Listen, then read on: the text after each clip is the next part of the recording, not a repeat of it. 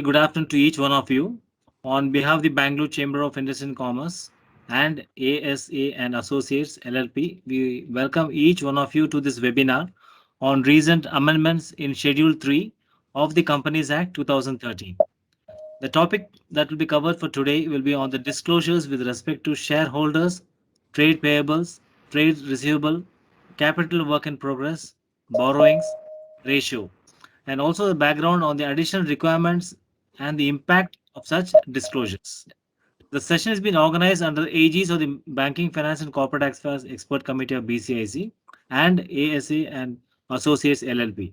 We would like to specially thank Dr. KV Om Prakash, Chair of the Expert Committee and Advocate and Founder Director of Consultia Consulting, for curating this session for the benefit of our members. The today's speaker are Mr. D. Ram Prasad, Practice Head, and Mr. Vinay, Executive Partner Assurance from ASA and Associates LLP. And D. Ram Prasad is also a very active member of the Banking, Finance and Corporate Affairs Expert Committee. Today's session will be moderated by Mr. KV Om Prakash. We'd like to thank all the speakers and also the participants for joining today's session. We also like to acknowledge and thank ASA and Associates LLP for being a supporting partner for today's virtual session. May I request you to kindly practice the basic rules of the participants. Request to kindly mute your mic at all times. Post your queries in the chat box only, and please switch off your camera. This will enhance the bandwidth so that all will be able to actively participate. May I now request our chairman to kindly take over the proceedings. Over to you, Om Prakash sir. Thank you, Prithvi. Thank you very much. Am I audible? Yes. Hello. Yes. Yeah. Yes. Welcome all to this webinar on recent amendments in Schedule 3 of the Companies Act 2013. When we wanted to bring a webinar on Companies Act, the first thing which struck was on Schedule 3, because there has been a lot of confusion and a lot of debates on this.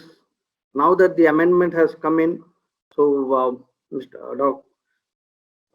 Ram Prasad came out with the suggestion that why don't we do an exclusive webinar on the amendment on Schedule 3 only. So it is a need of the hour, and the companies have to comply with the amendments. And what does the amendment actually mean? What does it impact? How the companies are going to react? How the directors are going to handle it? How the auditors are going to explain? Normally, Schedule 3 is nothing but the format of financial statements of companies with accounting standard and Ind AS compliance under the Act, and it is divided into different divisions, Division 1 and 2. So now, going forward in this webinar, Mr. Ram Prasad, the Chartered Accountant, and Vinay will be bringing out all the aspects of the amendments, how the company has to disclose, what are all the various things to be disclosed, what are the additional informations to be disclosed, and how is it going to impact. Normally, when even a company wants to invest or a bank wants to lend, the first thing they look at is the balance sheet, and based on that they form an opinion. So now when the financials are going to be more transparent and more information gathered, how the companies are going to adhere to, and how is it going to be feasible, and what is the impact of this amendment. This is what we will be talking, and the takeaway will be how the companies have to be transparent. This is all about the webinar, and the webinar is split into two speakers. One is Mr. Ram Prasad and another one is Mr. Vinay. Both of them represent ASA Associates. I will be shortly introducing them. Mr. Ram Prasad will be dealing with the macro level amendment provisions, and the Vinay will be talking about various aspects of the disclosures, and he will be running a PowerPoint presentation. So let me introduce the speaker of the day, uh, Mr. D. Ram Prasad. He is the practice head, Bangalore office, brings with 28 years of experience in both corporate and advisory roles. He is a merit rank holder in the Institute of uh, Chartered Accountants of India. He is a certified SAP consultant from Sapien College, Chennai, and he has vast experience in assurance, taxation, mergers and acquisition. Besides handling treasury functions, his professional awards stand testament to his outstanding caliber and leadership abilities. During his tenure with the Big Four, he had the added responsibility of developing learning and educating workshops and regular faculty for their assurance training programs. With characteristic self-belief, Ram Prasad also finds time to pursue his passion for Hindu philosophy and classical music. Presenting here, Mr. D. Ram Prasad to take over the first topic of the day. Over to you, Dr. Ram Prasad, and I welcome you and thanks for sponsoring this webinar. Thank you so much, Dr. Om, for instantly accepting the suggestion, and thank you for the warm words of introduction. And really grateful to see more than 100 fellow professionals who are joining us in this journey. At the outset, I think I wish all of us very safe, COVID-free year ahead of us. That's the order of the day. So I want to start with that best wishes for each and every one of us. As Om rightly said, the context that this amendment is probably very sweeping. As he rightly said, it's no more disclosures. Whilst we are talking of disclosures, and we always gave it probably a priority which was much significantly lower than what was expected. What the government has done now is to align the auditor's report, the Caro report, with the disclosures, and making them together and casting that onerous responsibility on the management, and ensuring that whatever was given in Caro is also now given in the management disclosures, either in the accounts or in the form of notes or in the form of additional regulatory information, as the case may be. So I think to that extent, there has been now a synchronization. To that extent, the audit professionals would find it less cumbersome to get in data from the company's side. Having said that, I would like to dwell on very, very quickly for the next 10-15 minutes as the implications of some of the disclosures, some of the key items, and how they will be viewed. I think the basic premise on which the whole amendments have come seems to be the NPA issue and the quality of the balance sheets, which has probably triggered the NPAs, the whole credit risk assessment in the banking sector, which were lending heavily to the corporate sector, and they found the information which was given in the balance sheets were either misleading or were not in full, leading to colossal piling of the NPA. So probably I think government in its wisdom, rightfully so, has completely altered the way the disclosures are to be given, at least from for all key items, including items which are basically in the nature of current assets and fixed assets, and have significantly enhanced those quality of the disclosures, thereby casting, I would say, honors and major responsibility in the management now to give those information in a manner which is correct, fair and transparent. So to that extent, I think there is that responsibility which is very obvious now. It is not that it was not there earlier. It is now becoming obvious because all the numbers have to be presented in the form of aging analysis, etc. Just to give some snapshots of those changes, and my colleague partner Vinay will be running through the detailed presentation. Certain things like trade payables. We never had this concept of disputed and undisputed dues. They were only there for MSMEs. Now it's going to be given for all companies. And the aging schedule. that probably could prevent cookie jar reserve being created in the form of some liabilities. Could be in the form of creating some fictitious entries. So you need to explain if something is more than 3 years, probably you need to explain to the stakeholders. You probably need to explain to the audit committees, etc. So that is the level of transparency brought as far as trade payables are concerned.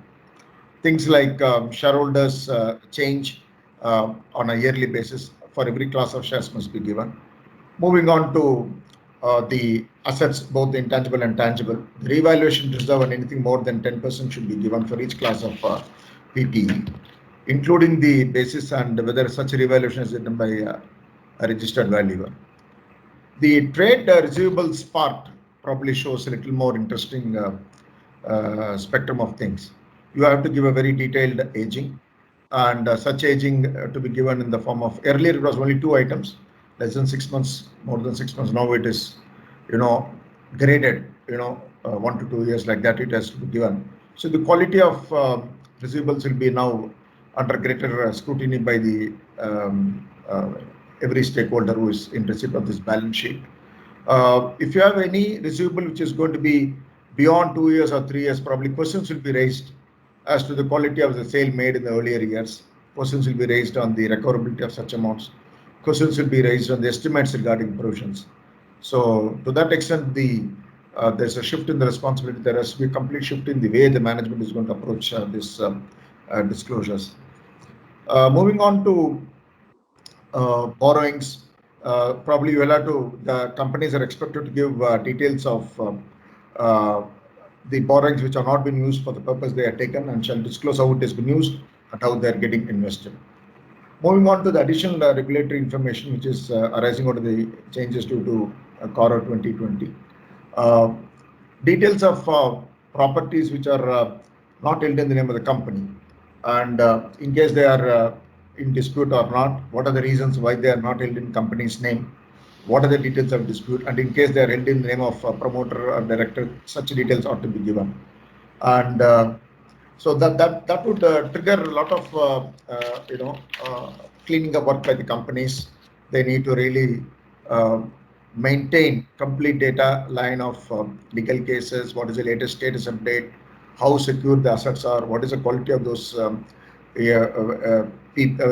land and building, are they secure, are there any disputes, and so on and so forth. So all those things will now come into open disclosure. In the form of the CW, there are a couple of more things. One on the CWIP schedule that I noted, including both the tangible and the intangible one. Capital work in progress has always been an asset class which has never received the attention it deserved.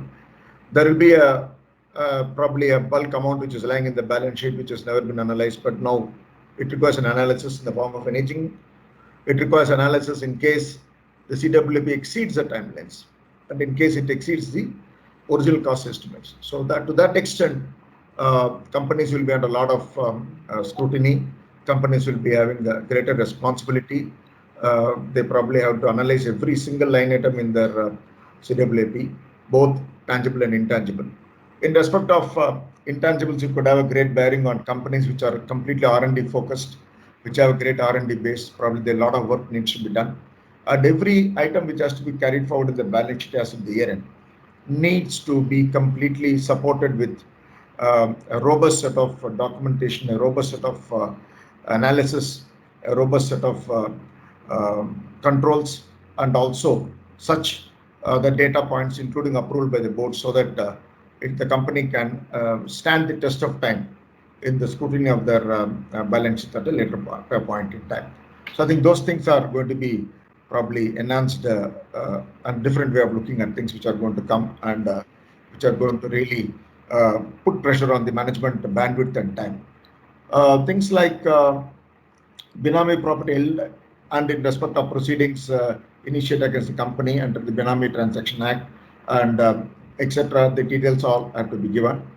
And in case the company has taken a working capital loan on basis of security of current assets, the quarterly statements have to be aligned with the books of accounts, and if not, the reconciliation reasons for material discrepancy has to be disclosed. It starts as early as June 2021. This is a very paradigm shift in the way the government is looking at companies. You can't submit one set of statements to the banks, which are in complete variance with what is there in the books of account.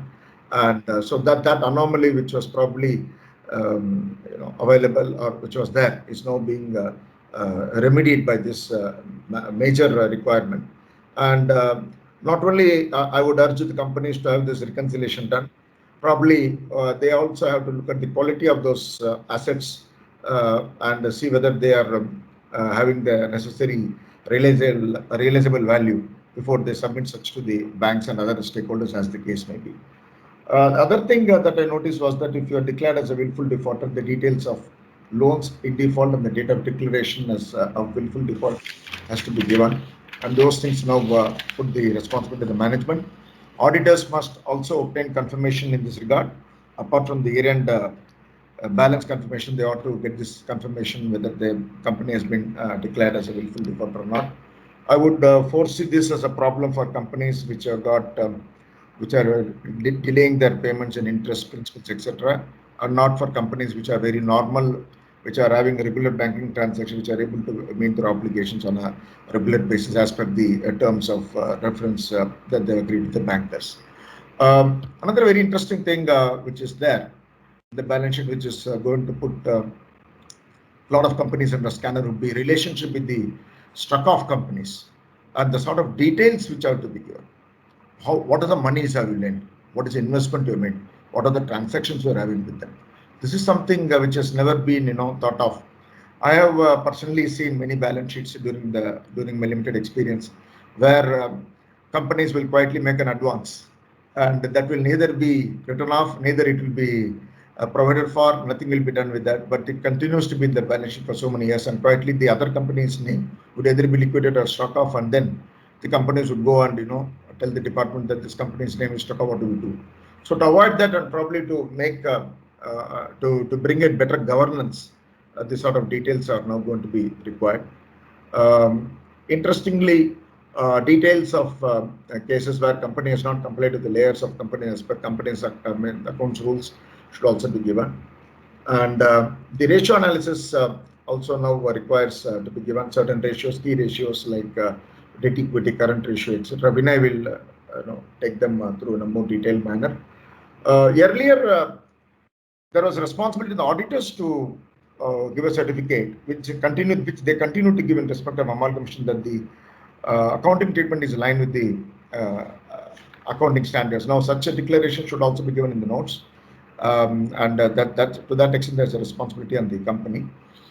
Another major disclosure, which is probably going to create, which is a direct outcome of this money diversion, which has happened in various companies which are currently in NPA, particularly in real estate sector, etc., is utilization of the borrowed monies and share premium, and how the monies have been advanced, to whom they've been advanced, who is intermediary, who is ultimate beneficiary, and whether such advancing of money is in line with FEMA and PMLA.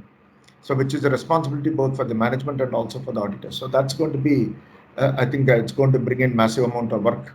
It is going to involve a lot of debates between the management and the auditors and other stakeholders, but that's going to be a huge responsibility. And similar disclosure, where company has received money and to whom they have given, what is the purpose, etc. So all those things are checks and balances which the government has now put to reduce the instances of misstatement due to fraudulent behavior by the management, which again casts a big responsibility on the the senior management and the board level management of the company, as also the auditors. The last one would be very interesting, would be the details of undisclosed income which have been surrendered to tax. And probably I think we are also getting one more requirement by the company, by the ministry, to give details of shortfall as far as CSR spend is concerned. And there seems to be a tacit admission by the government regarding cryptocurrency. So whilst the broader details are awaited, what the ministry now wants is details of virtual or cryptocurrency, what is it you have dealt, what is the P&L, and have you received monies from anybody for trading, etc., to be given, which again puts a greater responsibility on the management. So this is as far as Division 1. I mean the Indian gap related companies. The India is one. Things like changes of statement in equity, lease liabilities which are going to come out of financial liabilities, and interestingly, the trade receivables also talks of credit risk impairment and credit risk increase. And I leave the Division 3 to Vinay to be taken in depth. And as Dr. Om was rightly mentioning, what does it imply for us? What does it imply? It implies greater level of management time on accounts, greater level of scrutiny on every single line item in the trial balance, greater responsibility for the KMPs to ensure that every number reported is duly backed by proper and robust set of documentation which can stand the test of time and pass the merit of scrutiny by various stakeholders be it a banker, be it a regulator, be it an agency, etc. And things like you also have got to give a comparative information. So you have got to be ready for this information from the year ended 21 itself, and assess and make changes in your system, make such changes as are required in your controls, in your RCMs, and also enable your IT infrastructure so that you don't have to spend time in creating this data or maneuvering this data, but it's directly come from the system. So I think these are broadly the thoughts at a macro level as far as the changes are concerned. To my mind, these changes are welcome. They enhance the governance. They enhance the quality of the balance sheets significantly. They enhance the participation of the auditor in the whole audit process more robust, makes it more robust. And I think, to my mind, the intent of the government is to reduce the instances of misstatements to a greater extent. So these are my thoughts, and I would now leave this to my dear colleague Vinay, who will be very happy to run a very detailed presentation and request you to participate. Yeah. Thank you. Thank you, sir. So would Rupa be playing the slides? Or? Yes, sir. Thank you, Ram Prasad. That was wonderful, and you for giving the overview of the amendments. Now I would request Mr. Vinay KS, Executive Partner, Assurance, with over 12 years of experience in auditing and accounting consulting services. Vinay specializes in corporate audit services, risk assessment, internal audit, systems reviews, and JSOX. He had a short stint in Dubai during the initial years of his career and was part of the internal audit department of large MNC. He has dealt with various multinational companies carrying out internal audit and system review with special focus on internal control systems studies in the manufacturing sector, service sector, and the software sector. He has also carried out multiple JSOX assignments. He also gained expertise in the audits of healthcare and hospitality industry and handles large few clients in the said sectors. When I completed his BCom from Bangalore University, post which he did his chartered accountancy from the Institute of Company Secretaries, Chartered Accountants of India. Sorry. So here we have Mr. K.S. Vinay, the Executive Partner, Assurance, ASA. I welcome Vinay to Mr. Vinay. Thank you, Mr. Om. Yeah, welcome and carry on. Yeah. So I think Mr. Ram Prasad covered most of the points, like how it is done typical news, 20 top news in 20 minutes. So he's covered most of the amendments in the last 20 minutes. So we will look into each and every amendments in detail, going by each slide, and we will be happy to take your questions towards the end of the session. With that, we will start the session. Yeah, first slide, please. So this is going to be the coverage for this presentation.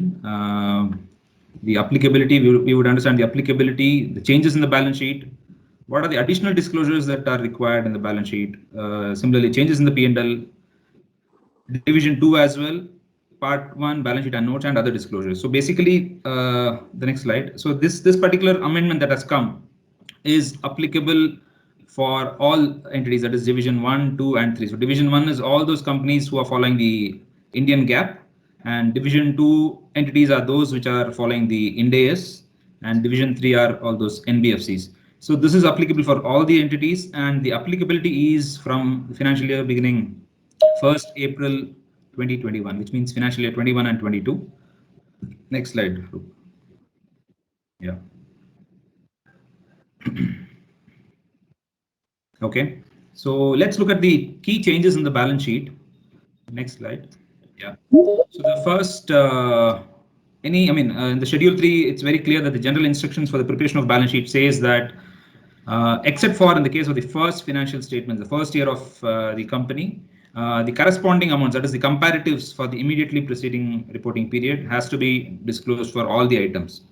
So which means all these amendments that we are talking of today and all these amendments that have happened in the schedule 3, we will have to give the comparatives. That is, the change is going to be effective from 21-22, but all those comparatives for 2021 will also have to be given, which means we will have to start, the companies will have to start preparing and compiling the details for the previous year as well. So that's the key takeaway. We will have to start working on compiling the details. If the IT infrastructure is not supporting, then I think it's time to actually look into this, because this is going to be a humongous task. Yeah. Moving on to the next slide. Yes, Rupa, next. Yeah. The key change again in share capital, until previously, what was being disclosed was only those shareholding which was exceeding 5%. Going forward, the companies will also have to disclose the shareholding of the promoters, which means disclose of the sharing of the promoters, and also any change that has happened has to be disclosed. Currently, it was applicable only for the listed entities. The manner in which the disclosure has to be given is in the next slide. So what is the definition of promoter? Again, it is as per the Companies Act. There could be differences between what is defined as per the SEBI regulations and as per Companies Act. But yes, for Schedule 3 purposes, we will have to disclose what is defined in the Companies Act. The next slide shows the disclosure. Yeah.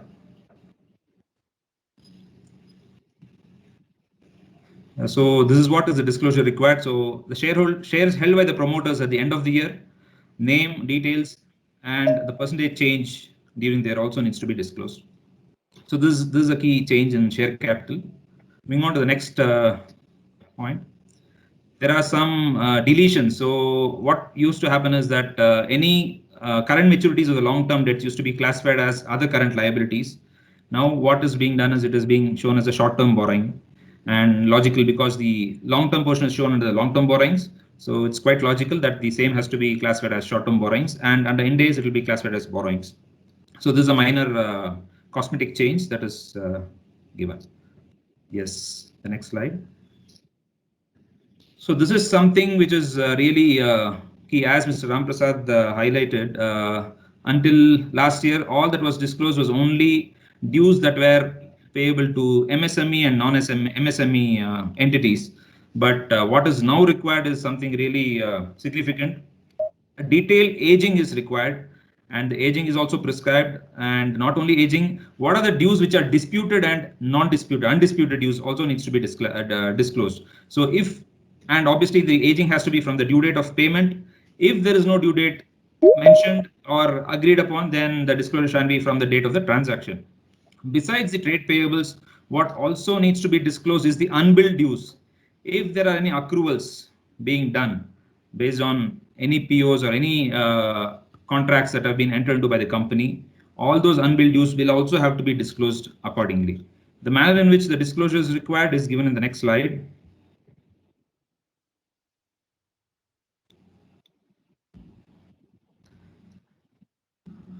Yeah, so this is the detailed disclosure. less than 1 year, 1 to 2 years, 2 to 3 years, and more than 3 years. And MSME, others, disputed use MSME, disputed use others. So what is disputed is still not explained. While there are a lot of questions that each one of us would have with respect to each of those amendments, I'm sure the guidance note would definitely come out shortly and clarify all those doubts. And yeah, going on to the next slide. This is again a small cosmetic change. The security deposits will no longer be part of the long-term loans and advances. It will be classified under other non-current assets. And in case of Ind-AS companies, it will be classified under Ind-AS financial assets. Okay. Next slide. So this is again a significant change. One is, the first thing is the name. I mean, nomenclature from tangible assets is changed to PPE, property, plant, and equipment. This is in line with the Ind-AS financial statements. So this is obviously for IGAAP financials only. So the nomenclature is changed, and a detailed reconciliation is to be given for all those movements. That is, the assets that have been procured during the year, the deletions, disposals, acquisitions, and also if there is a revaluation, and if there is a increase of more than, if there is a change of more than 10% or more in the aggregate of the net carrying value of the PPE, for each class of that PPE will also have to be disclosed. So this is a key change again. So in case there is a revaluation, and if there is a change of more than 10% or more, that needs to be disclosed separately. Next slide. So this is again in line with the CARO 2020. So these disclosures are also parallelly to be given. I mean, reporting is required under the CARO 2020 as well. Next slide. Next slide.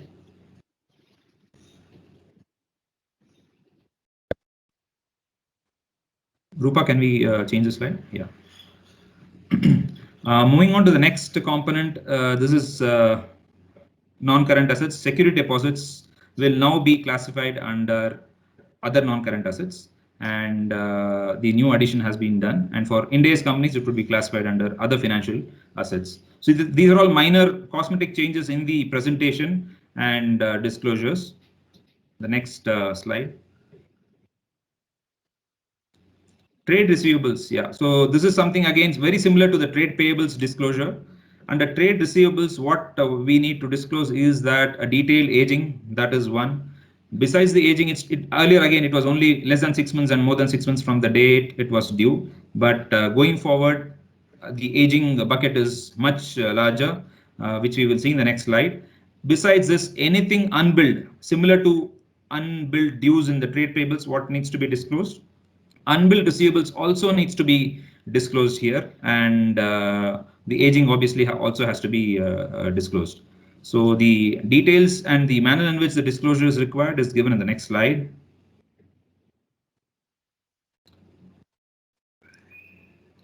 Yeah, next slide. Next slide.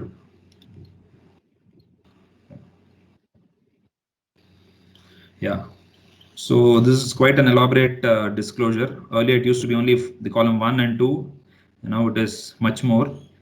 And also in the left side, I mean on the particular side column, if you see, undisputed, considered good, undisputed, considered doubtful, disputed, considered good, disputed, considered doubtful. This is for the Indian GAAP companies. For the Ind-AS companies, there are a couple of more disclosures as well. So where there's no due date of payment, obviously the date of transaction would be considered. So this is again, maybe all the companies would have to really look into their IT infrastructure. I mean, the disclosures, the aging bucket, and so on. And what is disputed? Again, the question is what is disputed and what is undisputed is a big question. And there's definitely going to be a lot of debate on that. And we definitely are awaiting clarity in this regard. Okay. So the next slide on the Ind-AS disclosures for trade receivables. Yeah. So if you see, it is pretty much the same, except that cases where the receivables have significant increase in credit risk and where the credit is impaired, that also needs to be disclosed. So pretty much quite an elaborate disclosure. The disclosure are going to run into pages, that is for sure, and a lot of work for the accountants and the auditors at the same time. Moving on to the next slide. Yeah. So this is again, this is already there in the even the previous CARO. The auditors used to report if a company has borrowed from banks and financial institutions, and if the same is not utilized for the purpose for which it has been borrowed. The reporting was already there. Now, what they're also bringing is a parallel disclosure in the financial statements. The companies will have to report this, and if there is anything that is not utilized for the purpose for which it is borrowed, the disclosures will have to be given. It's a there's a new amendment. Yeah.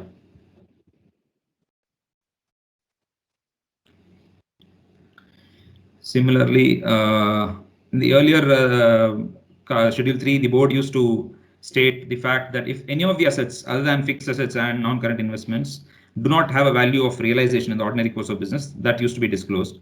Now the disclosures includes intangible assets as well. Besides fixed assets and non-current investments, it also includes intangible assets. The next slide. So moving on to the additional regulatory information. Yeah. So this again is a disclosure where immovable properties where the title is not held by the company, if it is held by somebody other than the company, the details of such assets have to be disclosed, and similar reporting is there in the CARO as well. So the format in which and what kind of details are required are given in the next slide. Next slide, Rupa. Yeah. So this is the detailed disclosure that is required.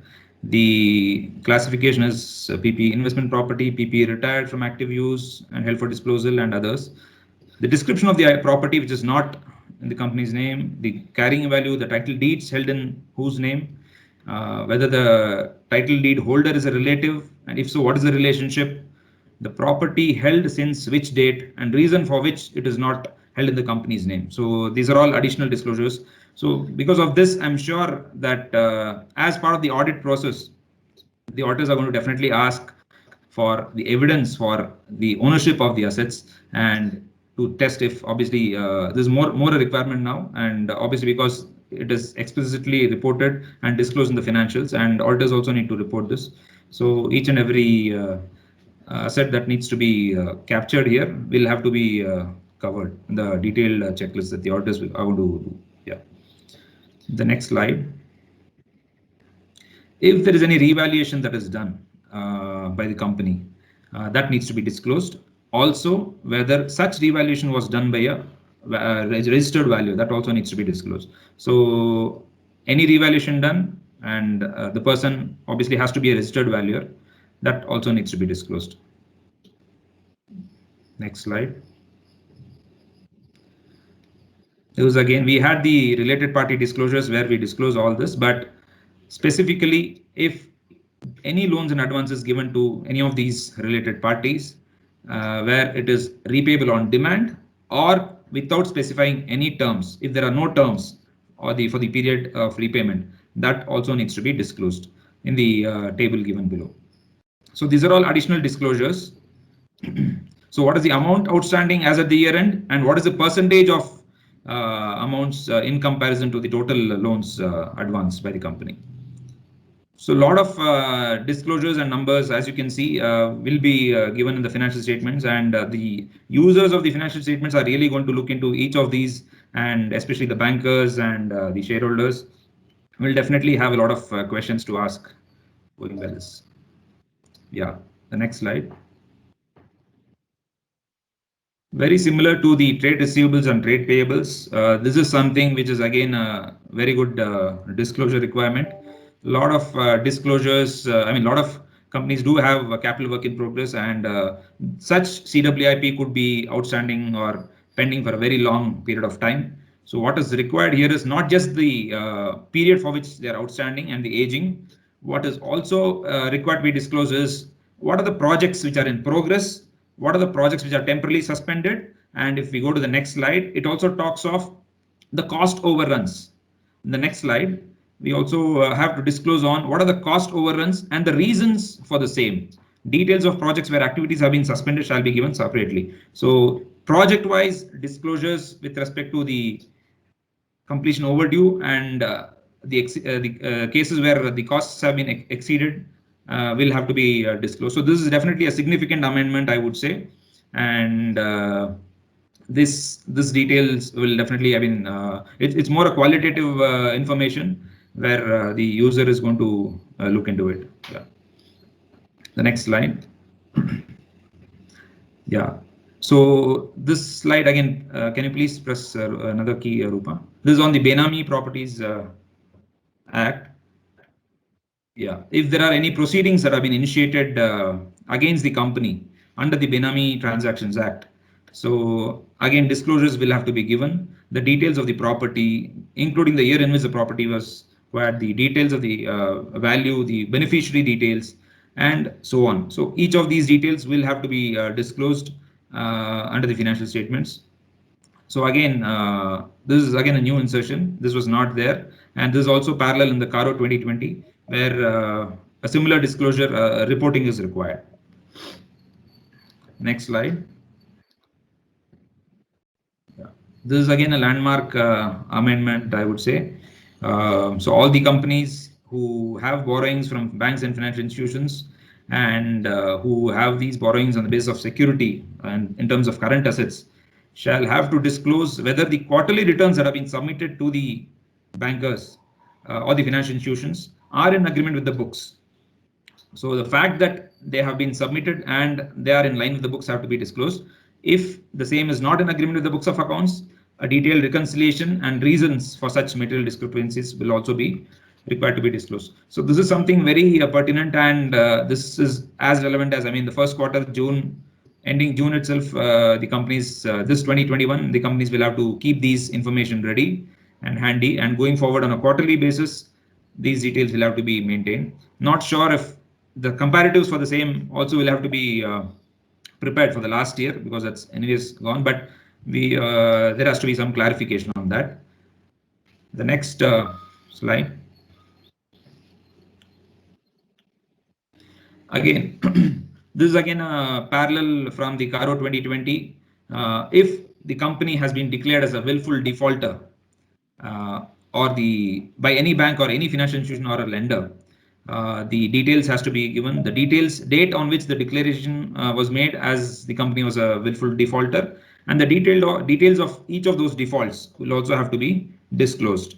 So for this, it is quite possible that the auditors may have to interact with the bankers to understand if, besides getting the bank confirmations, they may also have to seek confirmations if the company is also has been declared as a willful defaulter. So that's another additional new amendment that we can talk of.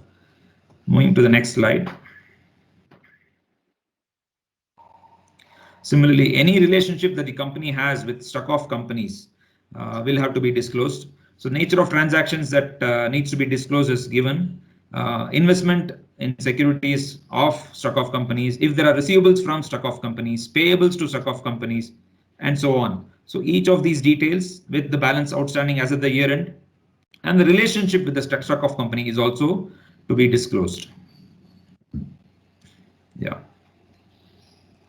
Next slide. Yeah, moving on to this is also another key amendment, I would say. This was again applicable for the listed companies, and some of the ratios were supposed to be disclosed there.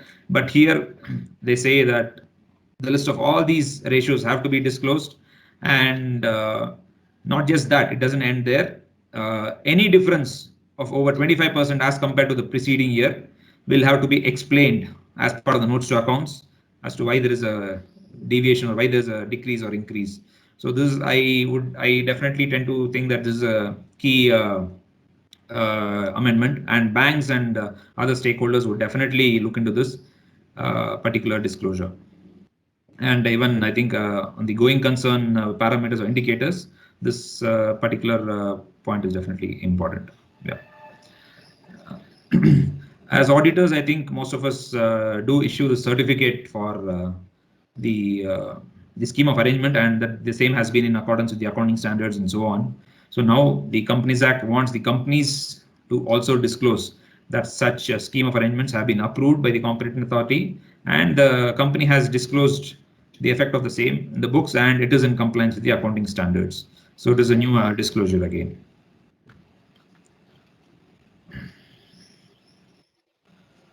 So this is again a new disclosure.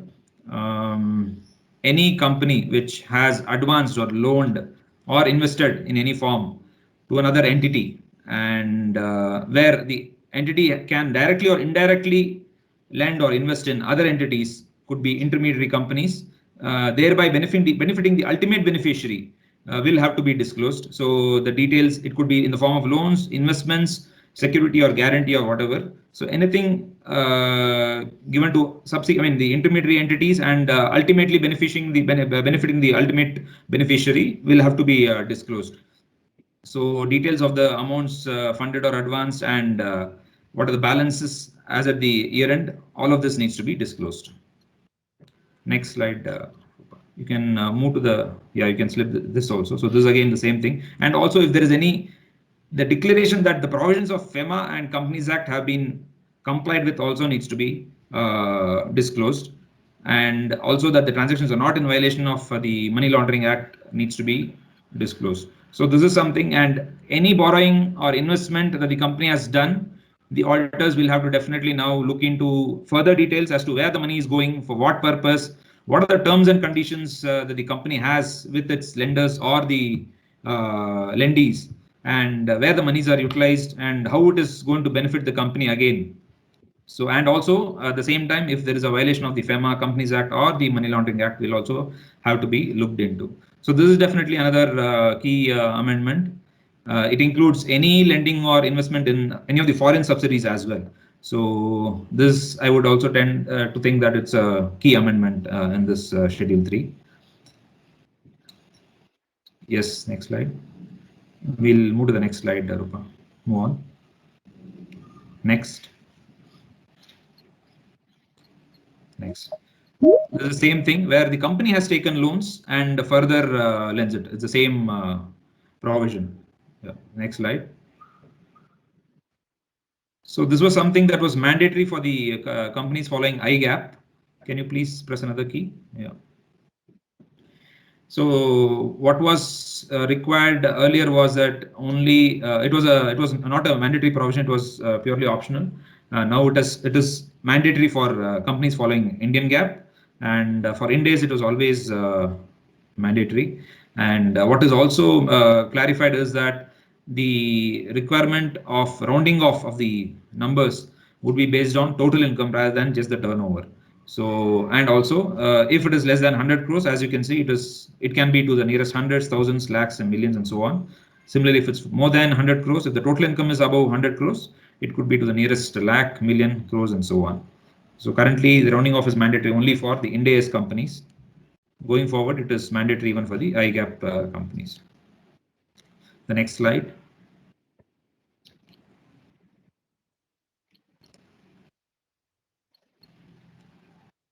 Yeah. So this is again a change in the nomenclature.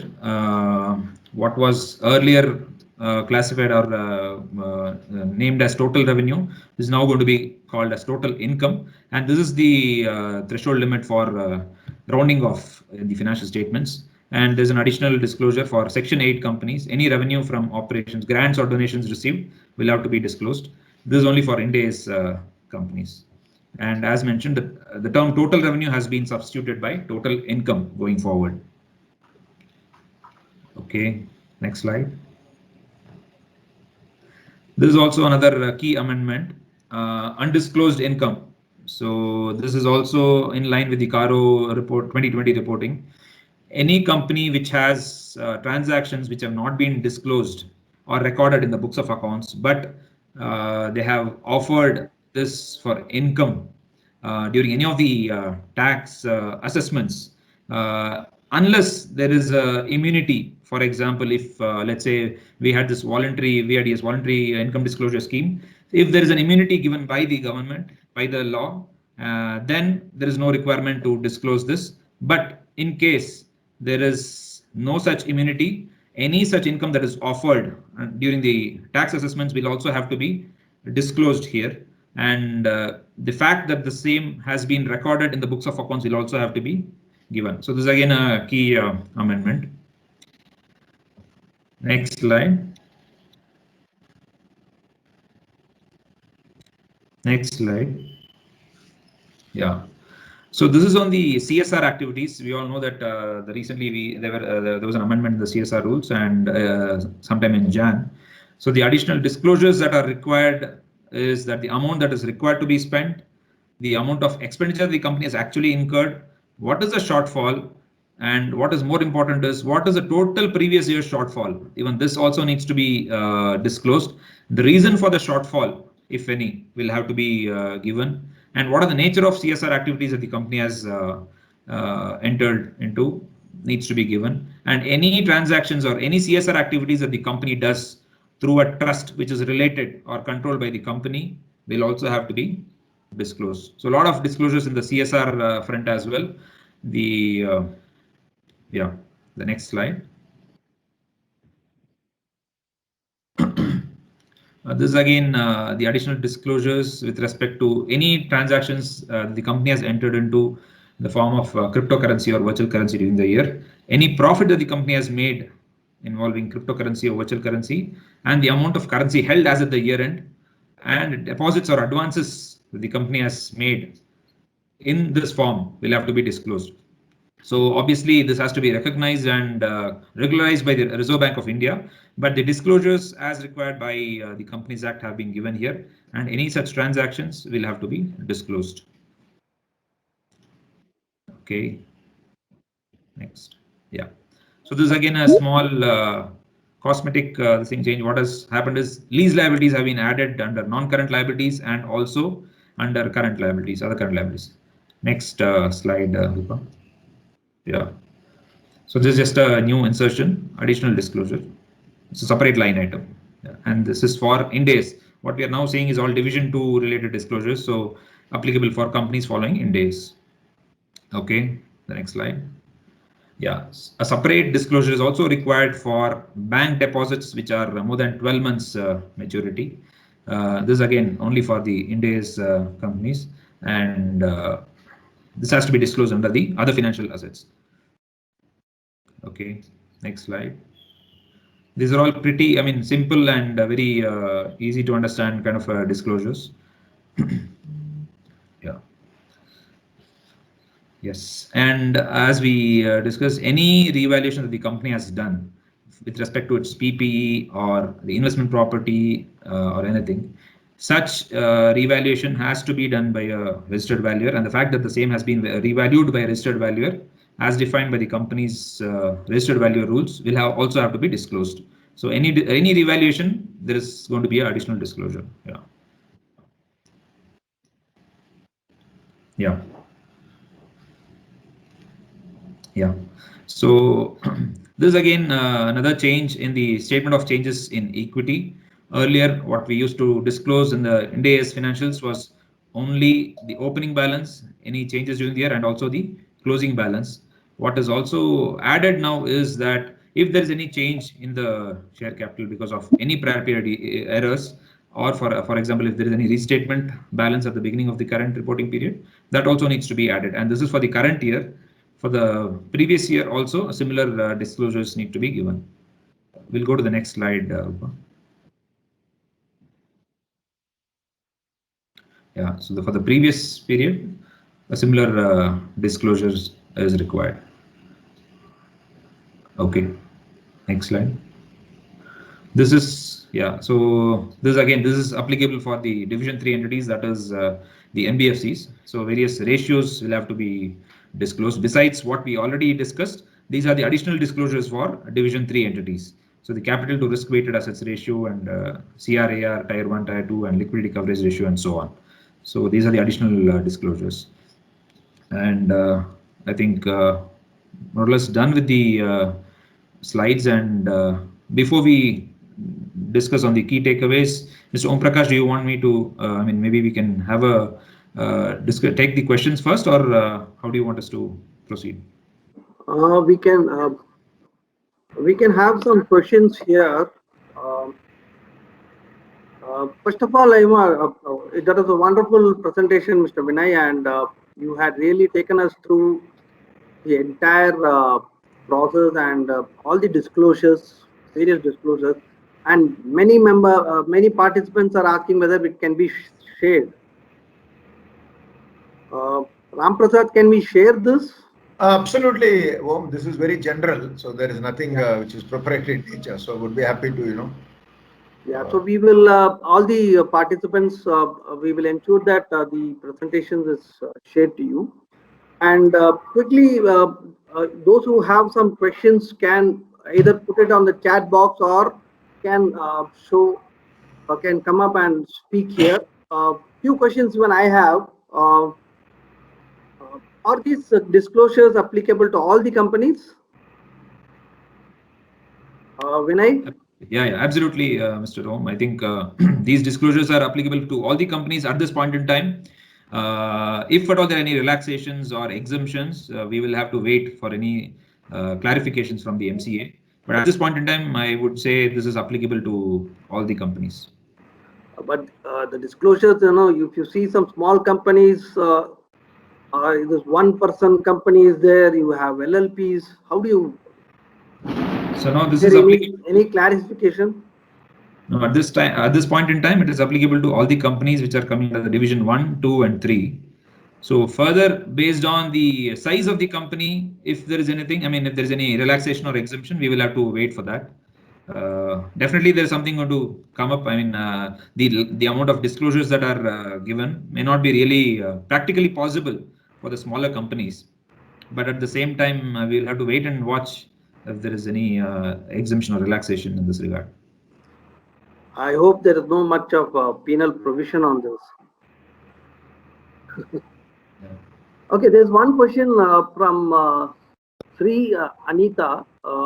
In CSR report, should we have the disclose CSR registration number?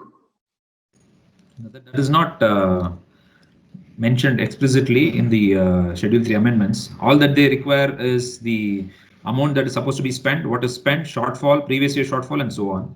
So CSR numbers are all not, I mean, I'm sure that there are other reporting under the MCA where for the CSR spending, which needs to be done, where necessary details would be given. So I don't think there's any requirement of mentioning the CSR number on the face of the financial statements.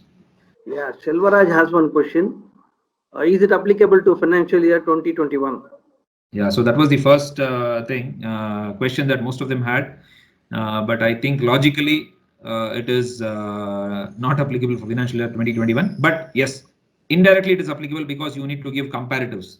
So though it is applicable for 21-22, you need to give the details for the previous year, which means invariably for 2021 you'll have to compile all these information. You have to start your work right away. Okay. Here Ishant has one question. Please tell how to analyze financial statement. It looks very hypothetical. Yeah. It depends on what kind of financial statements you're going to analyze and what kind of details and ratios are going to be disclosed. So it's a very subjective. Question is very elaborate. Yeah. And regarding this trade payables, do you have to report the disputes or only the trade payable as aging of the invoice? How is it? Yeah. So I think at this point in time, what the amendments very clearly say is that along with the aging, disputes and undisputed amounts also have to be classified and disclosed.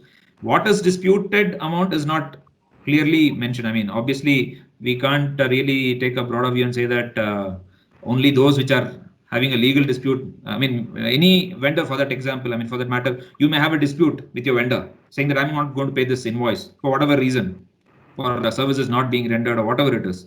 So that also I tend to think would have to be, and I think all these disclosures will definitely be looked upon from the working capital management, from the aging perspective, if you ask me.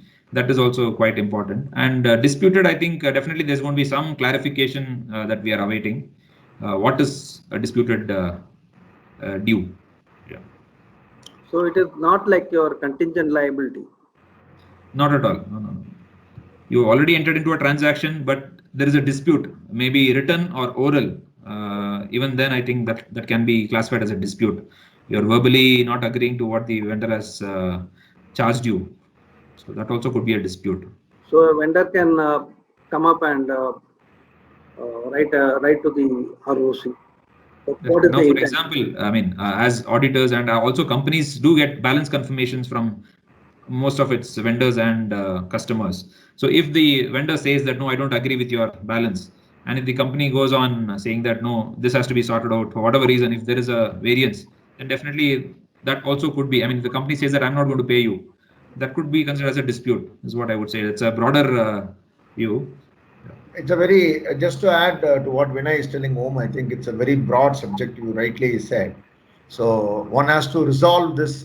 That's why I said, there's a lot of effort by the management now on to clean the balance sheets. The idea would be to present a balance sheet which is very, very clean, healthy, and that's the whole idea of this government, to move the whole thing towards that cleaner balance sheet, cleaner and healthier balance sheet, I would say. Yeah. Yeah. There's one question. The disclosures are very elaborate, involves punishing in terms of time and efforts. Government should come out with exemption at least to MSME as per the new definition. Yeah, I think there could be some exemptions or relaxations that could be coming the way, but I think it's additional work for both the companies as well as the auditors. Definitely, the time that the auditors are going to spend on the audit is going to increase multifold. The sort of details, whether the details are actually how we rely on the details, whatever is provided, the systems and controls that are in place, what are the to what extent we can rely on the controls and so on. So I would say the amount of audit procedure, the list of audit procedure that one is going to carry out is definitely going to increase, and the audit time invariably is going to increase for sure. Okay, Mr. Sripati has a question. The interim balance sheet to be submitted to SEBI, that is September 20. Is it applicable? September 20? No. 21. 21, yeah, the coming quarter, yeah. June 21, September 21. Whatever limited disclosures, yes, but these information will have to be anyways compiled, and at the year end you'll have to disclose. For example, the quarterly statements what you file with the bankers, that has to be anyways kept ready, and as part of the financial statements you will have to disclose all this. Yeah, Mr. Santosh has one question. Do we need to classify all the security deposits as non-current even if there is a return agreement with stipulated termination clause? Yeah, that could be possible if it is at the option of the company. Then I think yeah, one can classify it as short term. With regard to MSME disclosure, the coverage is more after the amendment in MSME Act. How to track the customers are under MSME? Is there any site to find out the same right now? This is by Selvaraj. His question is, with regard to MSME disclosure, the coverage is more after the amendment of MSME Act. How to track the customers? I think the first, I think Ram Prasad sir, if you want to share your thoughts. I think it's more on declaration basis. We face this constantly with the management. This is an ongoing point of discussion, debate between the audit professional and the management. So one has to go by the declaration that the management continues to get from the vendors, and they'll have to take that necessary steps and get those data points ready with them. Yeah. Another interesting question from Uma Subramanian is on disclosure of unbilled dues. What kind of disclosure is required on trade payable? Sometimes the quantity or quantify the vendor wise is very difficult. I think one is based on whatever is given. I mean, shared by the amendments. I think one thing that we can make out is for the unbilled dues, the aging will definitely have to be given, and because one needs to understand for how long it is unbilled. And as Mr. Ram Prasad rightly mentioned the beginning of the session, that if the company is actually creating any cookie jar reserve, I mean, we really need to look into such aging of the amounts and accordingly take calls.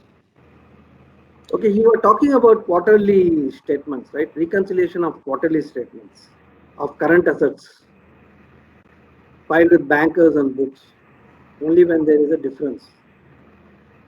should the company disclose every reconciliation? Yeah, so this thing very clearly says that whatever is filed has to be disclosed, and if there are differences, the reconciliation for material discrepancies has to be disclosed. That's what the amendment says. So obviously, if what is material is again subjective, but yeah, I think on the face of it, one can definitely make out if there is a significant difference between what is reported and what is there in the financial statements. Then I think a detailed reconciliation is definitely required. I would tend to think, Vinay, if you're going to have a reconciliation, say for first 2 quarters, you're not looked at the quality of your inventory or not made any provisions, etc. And towards the year end, you suddenly wake up and realize that there is so much obsolescence which must be charged off. And to that extent, what is given to the bank would be materially different from what is present in the books. Could be material. And that is exactly the gap that one must explain in the notes, that the provisioning exercise is a one-time year-end exercise and not an ongoing exercise from the management perspective, which again will highlight the quality of governance in the company. That's why Om, as I rightly said, this is all about enhancing the governance of the company's level, and as much detailed instructions the company is giving to the ops management, the company will now have to shell out that much of detailed granular level of management on both on their accounting and their maintenance of books, which probably the point is it's not going to be a year-end exercise. It has to be a continuous exercise quarter on quarter, and that discipline you need to maintain. So that's probably where a reconciliation would warrant. And if you are going to give that sort of a note in the accounts, you have to be very cautious about the implications it will create on the rating agencies, on the banks, etc., for the future requirements. Yeah. So these amendments are going to make the companies a very big exercise to prepare the financial statements. It will be humongous task, I would suppose. How will the company cope up, and what is the auditor's expectation now here? You go by management letter, representation. How do you, if they are not able to give all the details? You want to take that question, sir? Yeah, I think you asked a very relevant question. Honestly, an audit can never be completed with just getting a representation letter. And if managements are going to believe that they will give a statement and say that kindly take this letter, this is going to be my disclosure, aging analysis, and this is what is in the notes. This is a disclosure, and there are no going to be backup documents, etc. I don't think any auditor will accept that. So, and a representation only enhances the statement that he has made, together with the evidence that he has made available to us as part of the audit process. So to that extent, mere representation will never work. So managements need to support every number with the proper documentation at their end, duly vetted, duly authorized. That's very, very important. It cannot be a junior level guy giving an aging analysis. It must go through the CFO, and it must be probably have the consent of the CEO. And as Vinay rightly said, what is disputed, what is not disputed, and somebody has raised a very pertinent question: unbilled dues, unbilled revenue. So questions like why it has not been unbilled, why the vendor has not still raised a bill on us, why we have not raised a bill on the customers. All these things are qualitative. It could be numerous when. No, it is definitely numerous. That's why I said no. It is going to be very qualitative exercise the company has to undertake now. Home, the implications are pretty severe. So definitely a lot of effort must be going in from the management side home. So that's why I said this is not going to be easy. It appears very simple, but it's not going to be. Every number there could have implication. Questions can be raised in future from that data. Company's balance sheet will not be open with more disclosures. So obviously they must be ready with every answer. Yeah. So how does the corporates view this? Do they have to train their accounts personals? What is their preparedness level? Assuming they have an IT software with them, and if those software are not going to support them adequately for these kind of financial reports, how do you then manage? Do you expect the corporates to trained their personals, or adequately people have to enhance? What is the preparedness level? Basically, I'm looking at that. Tomorrow they should not be, because all the financial statements are prepared by the company and audit only audits. Auditor is only going to audit. And you are going to say this is not there, that is not there. But what is the preparedness level? Academic. This is purely academic. I would have, I'm answering this from an academic perspective, Om. You are very right about the training part of it. As I write this, I believe that the companies are just beginning to be aware of the changes which are quite exhaustive. They are just, it's only sinking in them. Having said that, I think companies will have to prepare this from two factors. One is qualitative, the other is quantitative. The quantitative part would be easy, as Vinay rightly said, the IT infrastructure, upgradation, RCMs, etc. On the qualitative aspects, every number which goes into the notes, I think the companies would be well served in their costs if they maintain the year-end files in an extremely robust manner, so that it passes the test of a banker or a creditor or any other stakeholder, including somebody may be wanting to raise, private equity funds, etc. Be ready for a due diligence, etc. So quantitative aspect has to be tackled by them. Equally, the qualitative aspects of it in forms of a very detailed documentation should be ready. I think to that extent, companies must gear themselves. At this point in time, I think I'm sure the companies must be evaluating their own readiness. Yeah. Today, the situation is very adverse and people are worried about their survival. Would you think the government might extend the threshold deadlines? Of course, you don't have a control there, but definitely, I don't think that there should be government should not come down very heavily on them. I think all of us are keeping our fingers crossed, Dr. Om. So I think my answer is also the same. So we are also just keeping our fingers crossed. And as we are talking to you, this amendment is live and kicking in. Yeah. Yeah, I think Selvaraj has asked the same question. Companies will be given any additional timing. That's what we are all keeping fingers crossed, is what Ram Prasad is also saying. Ashwin Kumar has a question.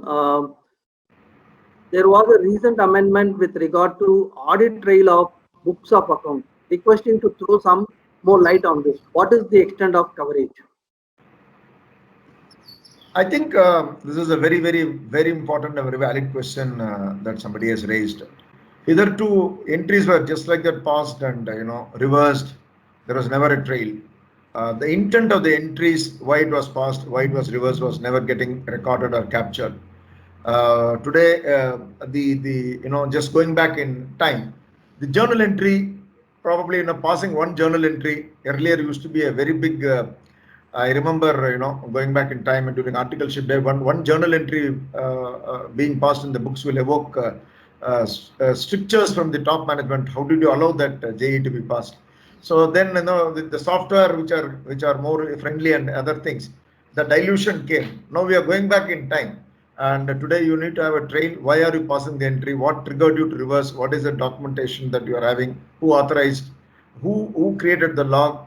And all those things are going to now be captured, which essentially also would mean that the government would be very, in case somebody is caught for a very fraudulent act, they will definitely look at the trail and then say that you reverse these entries on such and such a date, and they will hold you up in the court of law for that. So that's going to, that severe it is. This amendment is that severe. Yeah. Good. And is Mr. Ishant there? He had questioned. He has posted a question which I am not able to understand. Mr. Ishant?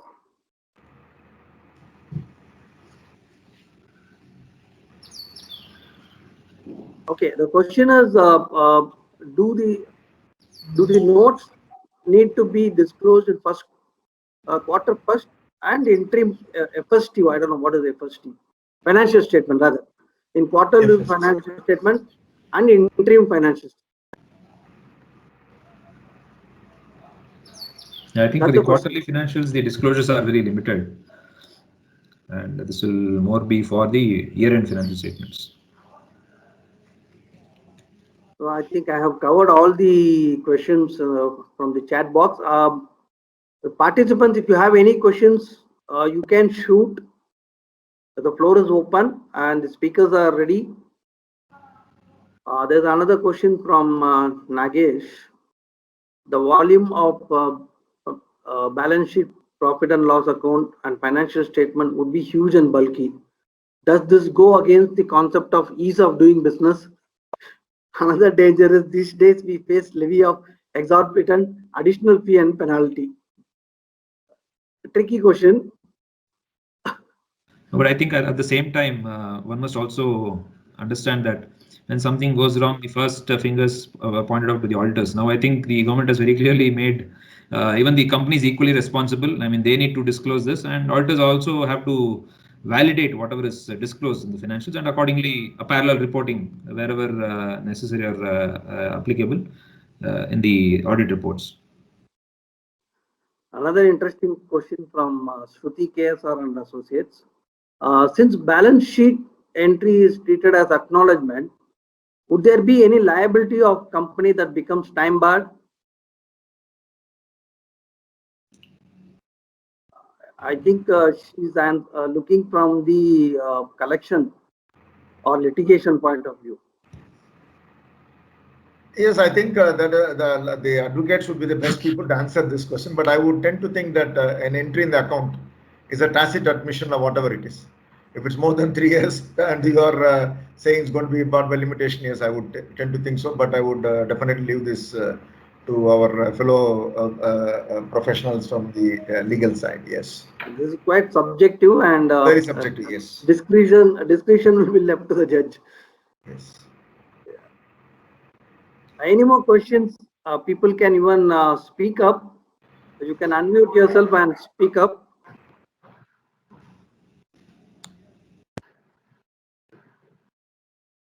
Yes, I thought so. Ravi. Yeah, it is mandatory. I think there's a question. Rounding off is mandatory for. It was already mandatory for the India's companies. For the IGAP companies, it is mandatory going forward.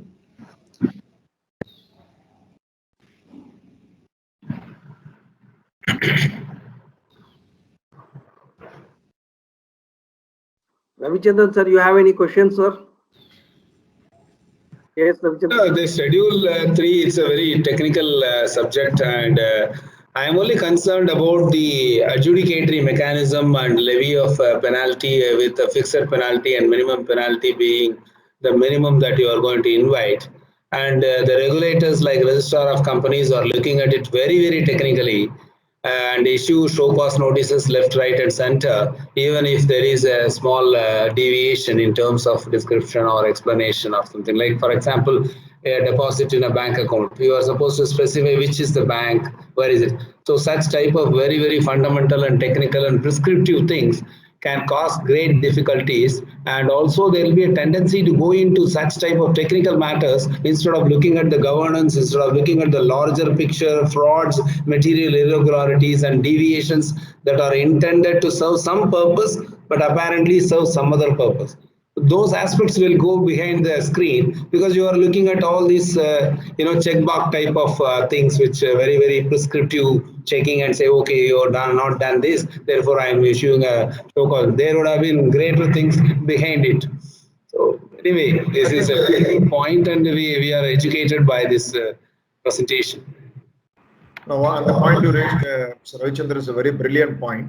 I think you hit the bullseye when you said that the intent seems to be more on enhancing the governance and the stories behind every number, not the mere technicalities behind the presentation part. I think you said it very beautifully. I think that's exactly the whole spirit of this amendments, and I sincerely believe that the regulators, the SEBI, the ROC, etc., will capture the good intent of the government in this whole exercise, and not make it a checkbox, a tick box type of approach, diluting the whole very purpose of this amendment. Very well said, sir. Very good point.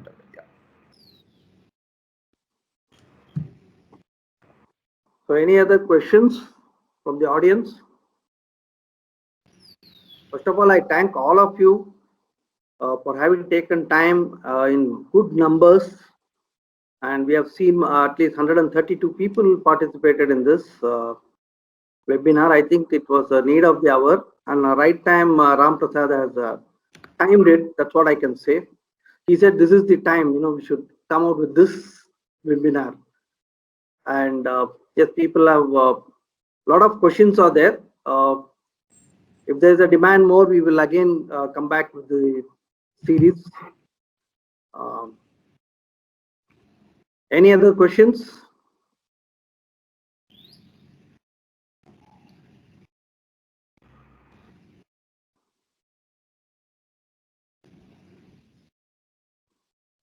Ram Prasad, you have anything to say? Vinay, you have anything to say? I think we are. I think more or less all the questions have been answered. So to a large extent, I think we have covered ourselves well. And So, I must really thank Mr. Ravichandran for those good closing remarks as well, in terms of the qualitative and the technical aspects that he really brought out. And happy to, if any questions are there, and we are willing to share the presentation because it's purely general in nature. So to that extent, our fellow members should be fully educated and give themselves for the detailed balance sheet which will be presented to the bankers next year. Yeah.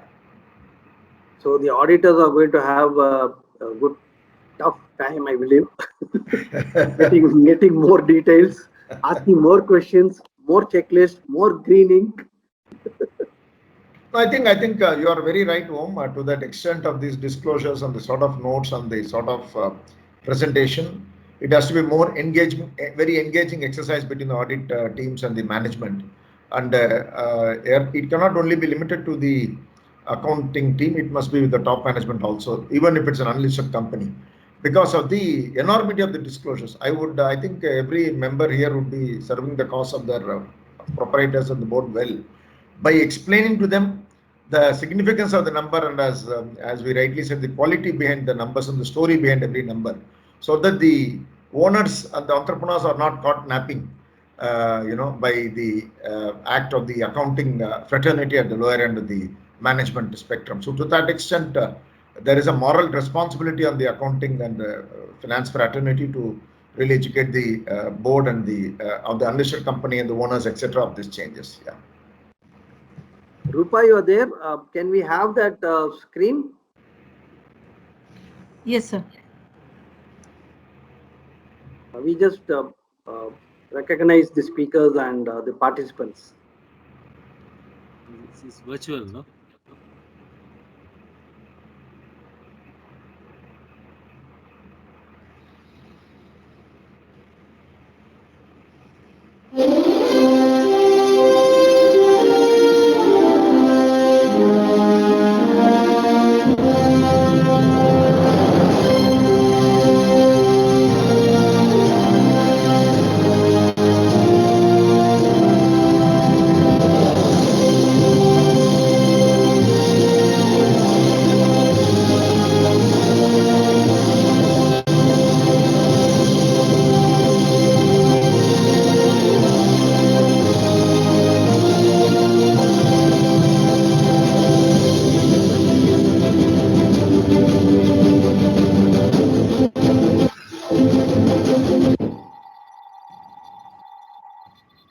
Thank you, Rupa, and it's a time for vote of thanks, and I thank one and all who had taken time and attended this webinar.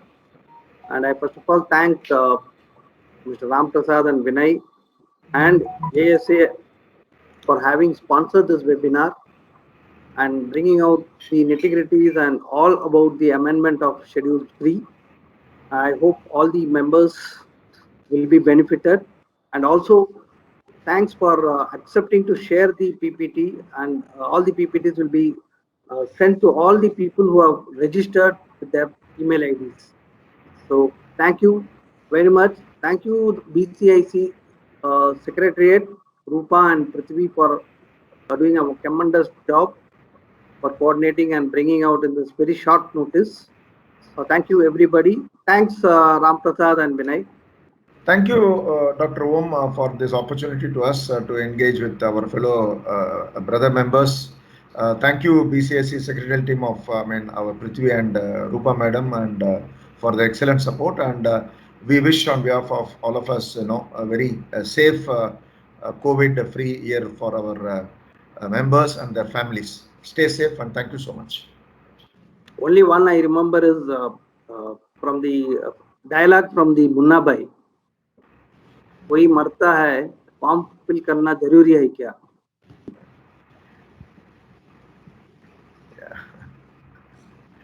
Thank you, everybody. Thank you. Thank you. Thank you, sir. Thank Yeah, you. thanks, Dr. Om Prakash sir. Thanks, Ram Prasad sir and Vinay. It's Thank a you. wonderful session, and Om Prakash has got another feather in the cap. Huh? Sorry, committee. Good, sir. Thank you very much. Thank you all for participating. Thank you very much, sir. Thanks, Rupa.